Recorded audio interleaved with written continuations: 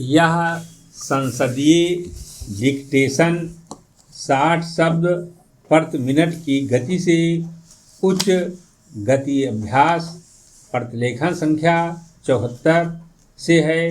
यदि यह आपको अच्छा लगे तो लाइक, शेयर और सब्सक्राइब अवश्य करें।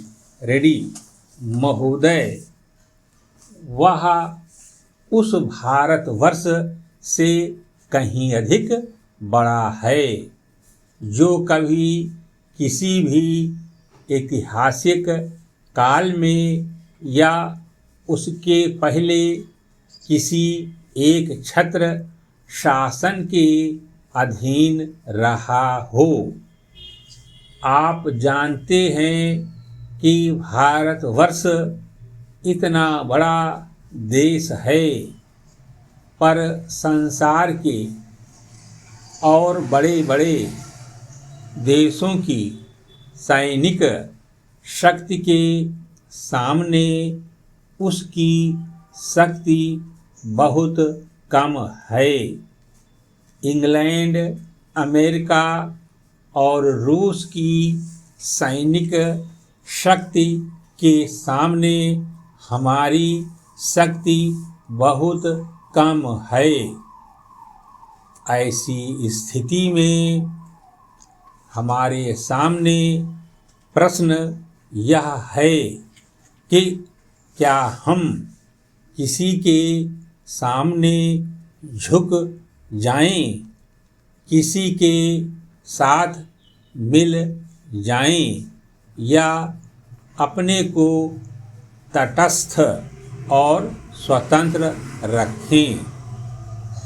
किसी के साथ मिल जाने का अर्थ यह हो सकता है कि हमें उसके प्रभाव या उसकी शक्ति का लाभ मिले, परंतु उसका परिणाम भयंकर हो सकता है। यदि उन पर कभी संकट आया तो हम पर भी आएगा। यदि हम अलग रहते हैं तो हम अपने पैरों पर खड़े होकर अपनी शक्ति से बहुत कुछ कर सकते हैं। हमारे प्रधानमंत्री ने इसी नीति को अपनाया है और यद्यपि आरंभ में हमारे अपने देश में ही बहुत से लोगों ने इसको नहीं समझा था, पसंद नहीं किया, परंतु आज हम देख रहे हैं कि उसका परिणाम क्या हो रहा है। हमारे प्रधानमंत्री ने इस बात की घोषणा कर दी कि हम किसी भी दूसरे देश के साथ गठबंधन नहीं चाहते और हम स्वतंत्र रहकर अपना कामकाज अलग चलाएंगे।